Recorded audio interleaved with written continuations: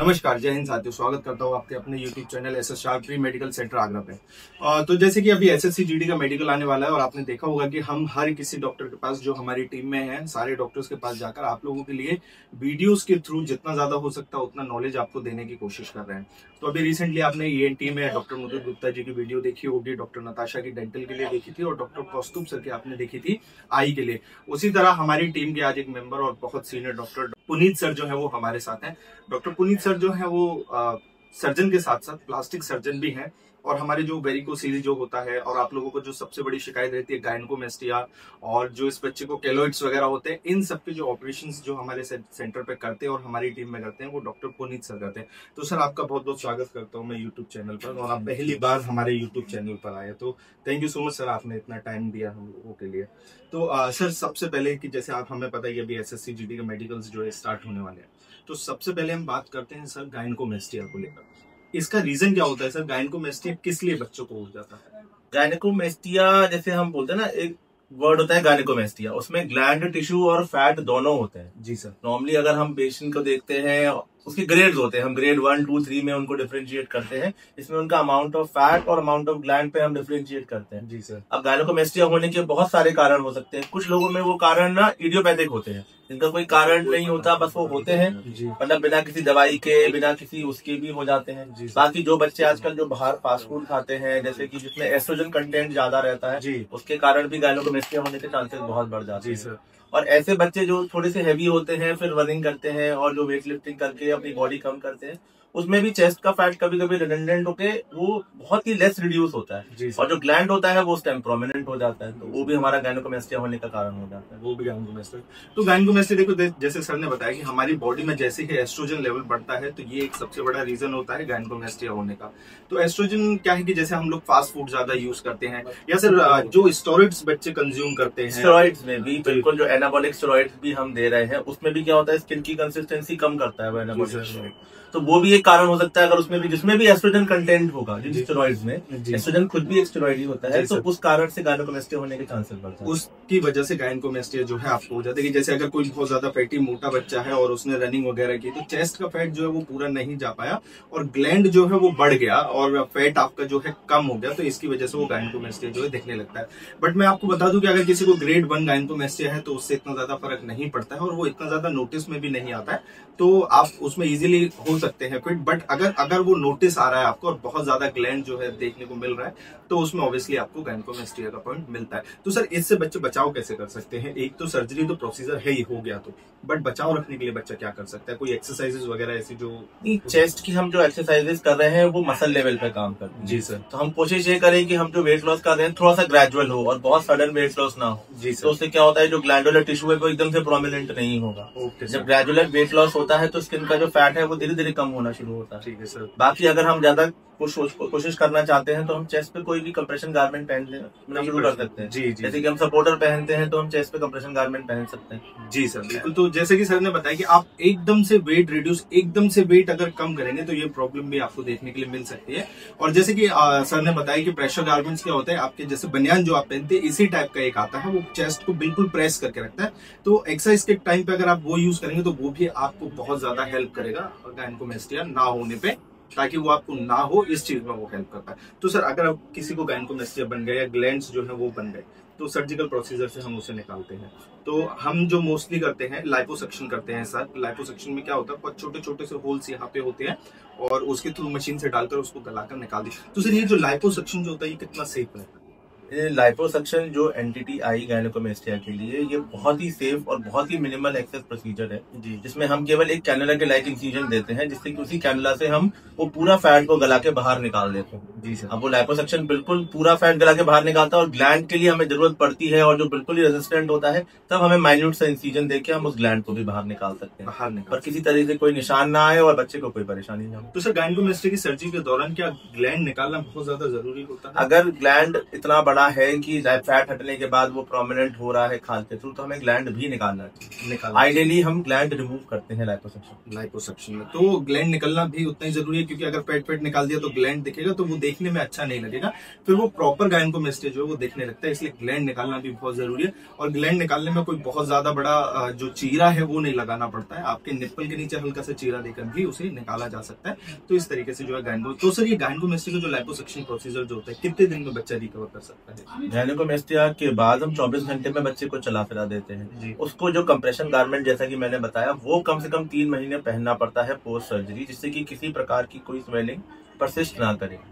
और मेडिकल में कितने दिन बाद फिट हो सकता है सर? मतलब एकदम नॉर्मल जो हम लोग जो सूचर्स लगाते हैं वो डिसॉल्वेबल सूचर्स होते हैं, उनको काटने की आवश्यकता भी नहीं पड़ती है। जी। तो बच्चा तो मेडिकल में उसके 15 से मतलब मैक्सिमम से मैक्सिमम 1 से 1.5 महीने में फिट होने के चांसेस हो जाते हैं। ये मैक्स टू मैक्स है, बाकी बहुत सारे बच्चे ऐसे जो 15 से 20 दिन में भी फिट हुए हैं, बट मैक्सिमम जो टाइम लगता है वो 1 महीने का टाइम लगता है। ये ज्यादा से ज्यादा जो टाइम लग सकता है आपका वो लग सकता है। ठीक है, तो ये तो रहा गायनेकोमेस्टिया की बात। सर अब बात करते हैं केलॉइड्स, जो कि एक बहुत ज्यादा बड़ी प्रॉब्लम रहती है बच्चों के साथ, और बहुत बार हमने देखा है कि केलॉइड्स निकालने के बाद वो दोबारा भी डेवलप हो जाते हैं बच्चों। तो सर ये केलॉइड्स होता है किस वजह से, क्या प्रॉब्लम होती है? केलॉइड्स एक बॉडी की कैसे कहते हैं कि घाव भरने की क्षमता ही है जो बिल्कुल थोड़ी सी अबनॉर्मल हो जाती है। मतलब इसमें किसी और तरीके से कोई खराब लक्षण नहीं होते हैं, बल्कि बीमारी इसलिए खराब होती है कि इसमें दोबारा होने के चांसेस काफी ज्यादा होते हैं। इसमें खुजली होती है बच्चे को, जैसे किसी तरीके से जो बूथ बोलते हैं हम इंडियन वर्ड्स में ना, वैसे जैसे प्रोमिनेंट दिखता है। जी सर। उसको हटाने के बाद होने के चांसेस ज्यादा है। बस ये शरीर के कहते हैं ना खाल की एक वो है अबनॉर्मैलिटी कह लीजिए उस तरीके से। जी सर। बट इसका हमें ये ध्यान रखना पड़ेगा कि हम इसमें जितना बड़ा भी चीरा लगाते चलते हैं वो दोबारा होने के चांसेस उतने हो जाते हैं, उतना ही बड़ा वापस से केलॉइड होने के चांसेस पूरे रहे। तो सर 1-2 बार हमने जो केलॉइड निकाला है वो फ्लैप के थ्रू हम फ्लैप भी कभी कभी लगा देते हैं, तो क्या सही रहता है कि केलॉइड निकालकर सिर्फ उसे ठीक कर देना ज्यादा अच्छा है या उसमें फ्लैप लगा देना ज्यादा? किसी भी केलॉइड को अगर आप निकाल के बंद करते हैं और अगर टांकों पे वापस से स्ट्रेस पड़ता है तो उसके चांसेस उतने ही ज्यादा बढ़ जाते हैं दोबारा होने। जी सर। तो इसलिए हम कोशिश करते हैं कि हम इंट्रालीजनल एक्सीजन बोलते हैं, अगर हम कभी अटेम्प्ट कर रहे हैं कोई बहुत बड़ा केलॉइड है या बहुत ही ज्यादा डिसफिगरिंग है किसी जॉइंट पे है या बहुत ज्यादा पेन या बहुत ज्यादा इन्फेक्ट हो रहा है, तो जब भी हम वो एक्सीजन प्लान करते हैं तो इंट्रालीजनल एक्सीजन एक वर्ड यूज होता है कि हम उसकी मार्जिन से ज्यादा ना जाएं और उसको कवर करने के लिए कोई टेंशन वाली चीज ना हो, मतलब जिसपे स्ट्रेस ना हो टांकों पे, तो चाहे वो फ्लैप हो चाहे वो स्किन ग्राफ्ट हो, जिससे कि टांकों पे जोर नहीं पड़ेगा तो होने के चांसेस और कम हो जाते हैं। तो ये तो रही केलॉइड की बात। अब सर जो बच्चों में बहुत ज्यादा कंफ्यूजिंग होता है वो होता है लिम्फ नोड्स और लाइपोमा। इन दोनों में क्या फर्क होता है सर? जो छोटी छोटी गांठें बच्चों के हो जाती हैं तो कुछ बच्चे जैसे लिम्फ नोड और लाइपोमा, सर दोनों में क्या फर्क है? लिम्फ नोड्स बॉडी की नॉर्मल ग्रंथियां होती हैं जो बॉडी का लिम्फ ड्रेन कर रही होती हैं। जी। कि नॉर्मली वो मतलब पैल्पेट नहीं होती हैं, अगर हम खाल से छूना चाहेंगे वो नहीं होंगी। पर अगर बॉडी में कोई लो लाइंग इन्फेक्शन है, जैसे किसी के मुंह में इन्फेक्शन है तो वो गले के लिम्फ नोड्स पैल्पेट होने लगते हैं। किसी के हाथ में इन्फेक्शन है तो वो कांख में लिम्फ नोड्स पैल्पेट होने लगते हैं। तो वो तभी होंगे बड़े होने जब थोड़ा बहुत बॉडी में कोई इन्फेक्शन होगा जिस कारण से वो स्वेलिंग हो जाती है, पर वो दवाई के संग मतलब सबसाइड कर जाएंगे। अच्छा सर, दवाई से ठीक किया जा सकता है? दवाइयों से सही हो जाएंगे, उनको निकालने की आवश्यकता नहीं पड़ती। जी सर। उसकी अपेक्षा लाइपोमा एक चर्बी की गांठ होती है जो नॉर्मली हमारा सबकुटेनियस टिश्यू होता है उसमें लाई करती है। जी सर। जो हमें पैल्पेट हो रहा होता है, होने को तो लाइपोमा अंदर भी होता है, पर जो सबकुटेनियस लाइपोमा जो हम लोग पैल्पेट करते हैं वो चर्बी की गांठ होती है। उसका भी होने का कारण जैसे हम बोलते हैं ना, कोई पर्टिकुलर रीजन नहीं है। जिनका फैट गड़बड़ है उनमें तो होता ही है रीजन, पर कभी कभी नॉर्मल फैट के संग भी हो सकता है, पर लाइपोमा कभी डिसॉल्व नहीं होता, उसको हमको निकालना पड़ेगा, उसको निकालना पड़ता है। तो देखिए लाइपोमा के में क्या होता है कि अगर वो आपके बॉडी के अंदर है, अगर वो आपके फैट के अंदर है या मसल्स के अंदर कोई है और वो दिख नहीं रहा है, हमें आंखों से दिख नहीं रहा है, तो उसमें आपको कभी भी मेडिकल पॉइंट नहीं मिलता है। फिर वो आप टच करके ऐसे अंदर नहीं देखते हैं आप लोगों को, बट अगर वो विजुअलाइज है, आप देख रहे हैं और आपको दिख रहा है कि जगह जगह पे गांठ है, तो उसे निकाल देना ही ठीक होता है। क्या सर लाइपोमा जो होता है वो समय के साथ बढ़ते रहते हैं क्या? कि लाइपोमा समय के साथ बढ़ भी सकता है। लाइपोमा में कुछ और कंसिस्टेंसीज होती है, लाइपोफाइब्रोमा या वो होता है, तो उस केस में लाइपोमा बार बार बढ़ भी सकता है। उसके खराब होने की टेंडेंसीज भी कभी कभी होती हैं। जी सर। इन्फेक्ट होने की टेंडेंसीज ज्यादा होती हैं। अगर कोई पेशेंट डायबिटिक है, मतलब बच्चा भी है, चलो मेडिकल करा रहा है, अगर कोई चोट लगी और वो इन्फेक्ट हो गया, जी सर, तो फिर वही लाइपोमा साइज में बड़ा हो जाएगा और निकालना मुश्किल हो जाता है। तो देखिए जैसे ही आपको छोटे छोटे लाइपोमा बन रहे हैं, क्योंकि नॉर्मली अगर आपके लाइपोमा है तो वो आपको डे टू डे रूटीन में या आपकी किसी भी चीज में कोई प्रॉब्लम नहीं करता, और मोस्टली पेन मैंने देखा कि पेनफुल भी नहीं होते हैं सर ये। तो पेनफुल भी नहीं होता है, बट मेडिकल में क्योंकि प्रॉब्लम होती है, अगर ज्यादा लाइपोमा आपको है तो उसमें ये चीज अच्छा है कि आप उसे निकाल दें। सर निकालने के लिए मैंने सुना कि लाइपोमा लाइपोसक्शन के थ्रू भी निकाला जा सकता है। लाइपोमा देखिए बहुत बड़ा हो तो उसको हम तोड़ के कर सकते हैं, बट उसका जो कैप्सूल है अगर हमें निकालना है तो आइडियल कंडीशन उसकी एक्सीजन ही रहती है। इंसिजन ही रहती है। तो देखिए लाइपोसक्शन के थ्रू भी निकाला जाता है, बट क्या होता है कि अगर वो आपकी बॉडी में थोड़ा बहुत भी रह गया और पूरा वो नहीं निकल पाया तो फिर वो वापस से डेवलप हो सकता है। इसीलिए बेस्ट ये रहता है कि हल्का सा उसे कटवा कर और फिर अगर निकलवाया जाए तो ज्यादा बेस्ट रहता है। सर एक पॉइंट और आता है जो होता है पाइलोनिडल साइनस, आजकल बच्चों में बहुत ज्यादा देखने के लिए मिल रहा है सर। तो पाइलोनिडल साइनस सर क्या होता है और इसकी क्या वजह होती है बच्चों में? पाइलोनिडल साइनस हम जब देखते हैं जिनके नॉर्मली उसका कारण होता है जिनके बाल होते हैं जो बार बार पसीने से दिक्कत हो रही हो, या जिनका जो लिटिल क्लेफ्ट बोलते हैं तो उनके बीच में जो अगर वो बहुत गहरा होता है किसी कारण पर, या बार बार कोई इन्फेक्शन हो रहा हो, कोई बहुत ही आर्द्रता वाले मौसम में रह रहा हो, जी सर, तो उस केस में क्या होता है साइनस बन जाता है। साइनस होता है जिसमें बाहर एक छेद होता है जो कि अंदर जाके बंद हो रहा होता है।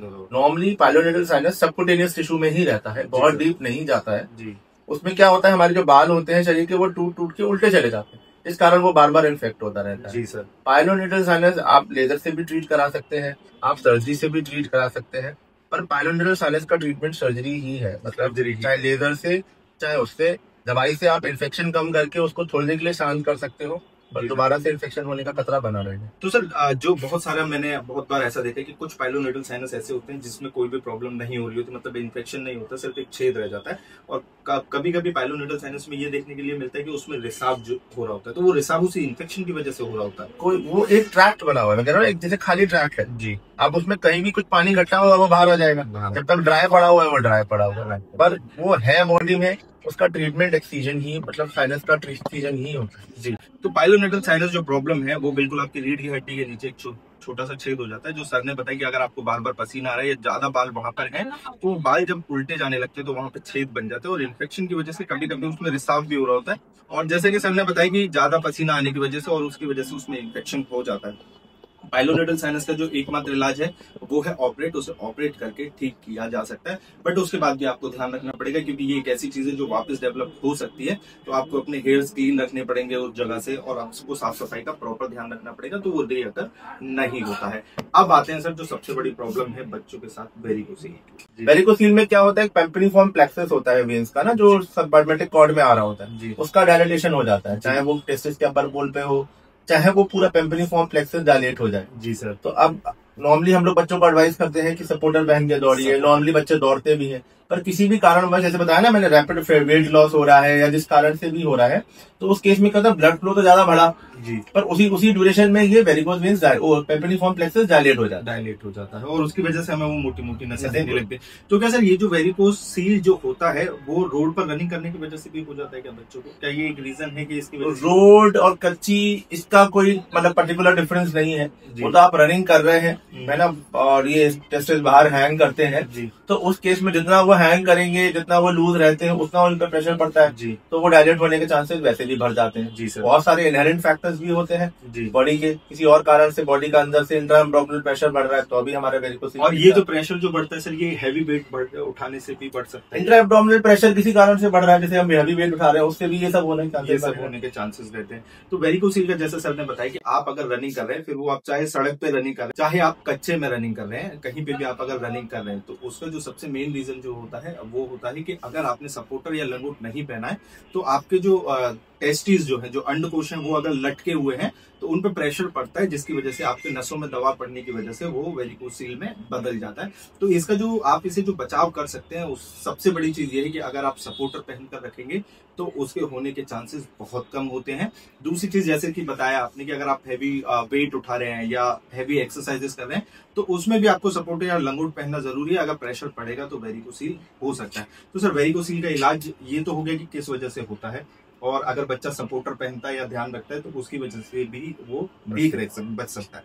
बट सर कुछ बच्चों ने मेरे से बोले कि सर हमारे दोस्तों ने क्या किया था कि वेरिकोसील हुआ तो हमने बर्फ से सिकाई कर ली थी, तो उसकी वजह से वो थोड़ा सा कम हो गया और मेडिकल फिट हो गया। तो क्या ये वाकई में काम करता है, ये इफेक्टिव है कि बर्फ की सिकाई की वजह से? सब बर्फ की सिकाई की वजह से वो एक टेम्पररी इफेक्ट आ सकता है, वो भी स्किन के थ्रू आता है जी, पर डेफिनेटिव इफेक्ट हम किसी भी तरीके से बोलेंगे तो उसका इलाज सर्जरी रह सकता है। जैसे ग्रेड 1 वेरिकोसील है, अगर वो अननोटिस जा रहा है मेडिकल में तो वो अननोटिस जा सकता है। और ग्रेड 2 और ग्रेड 3 पे तो बिना सर्जरी के परमानेंट इफेक्ट आना मुश्किल होता है। अच्छा सर, अगर इसका इलाज नहीं कराता बच्चा, अगर वेरिकोसिल जैसे हो गया, तो अगर इसका इलाज नहीं कराया जाए, जैसे बच्चा भर्ती नहीं देख रहा है, सपोज कीजिए कि वो सेलेक्ट नहीं हो पाया और उसको वेरिकोसिल की शिकायत है, तो उसको इन फ्यूचर क्या प्रॉब्लम हो सकती है वेरिकोसिल को लेकर? ग्रेड 2 ग्रेड 3 वेरिकोसील अगर लॉन्ग स्टैंडिंग है तो उसमें क्या होता है, अगर वेरिकोसील है तो हमारा जो अंडकोश में टेम्परेचर वाला सिस्टम है ना, उसमें गड़बड़ होके शुक्राणु बनने की क्षमता कम हो जाती है लॉन्ग स्टैंडिंग होने पे। अच्छा है ना, तो ना कराना भी एक इनफर्टिलिटी का रीजन हो जाता है वेरिकोसील।